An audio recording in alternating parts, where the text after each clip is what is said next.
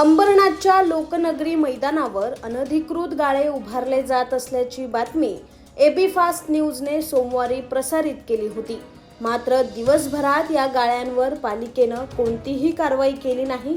उलट पालिकेला न जुमानता भूमाफियांनी अजूनही हिरवे पडदे लावून गाळे उभारणं सुरूच ठेवलं आहे.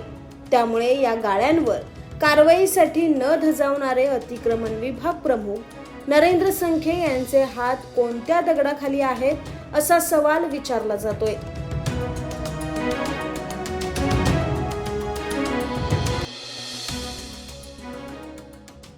लोकनगरी मैदानावर अनधिकृत गाळ्यांचं बांधकाम सुरूच. मुख्याधिकारी साहेब, हा घ्या पुरावा. हिरवे पडदे लावून सुरू आहे गाळ्यांची उभारणी. अतिक्रमण विभागाचे नरेंद्र संखे यांचे हात कोणत्या दगडाखाली?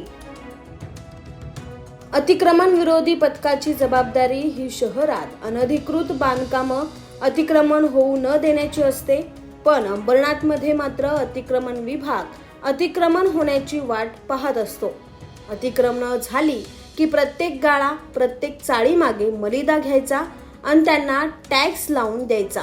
अशी अंबरनाथमध्ये पद्धत पालिकेत सुरू असल्याची चर्चा आहे.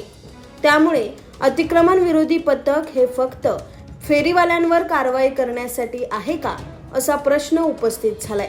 लोकनगरी मैदानाची जागा खाजगी असली तरी कोर्ट कचेरीत अडकलेली आहे. त्यामुळे इथे भूमाफियांनी चक्क पत्र्याचे गाळे बांधून विकायला सुरुवात केली. या गाळ्यांमध्ये वॉशिंग सेंटर, हॉटेल, दुकानं, ढाबे सुरू झालेत. पण अतिक्रमण विभाग प्रमुख नरेंद्र संखे हे याकडे जाणीवपूर्वक दुर्लक्ष करत असल्याचा आरोप होतोय. त्यामुळे या गाळ्यांवर कारवाई करण्याची जबाबदारी मुख्याधिकाऱ्यांनी एखाद्या चांगल्या अधिकाऱ्यावर सोपवावी अशी मागणी केली जाते. Bureau report, AB fast news, Ambernath.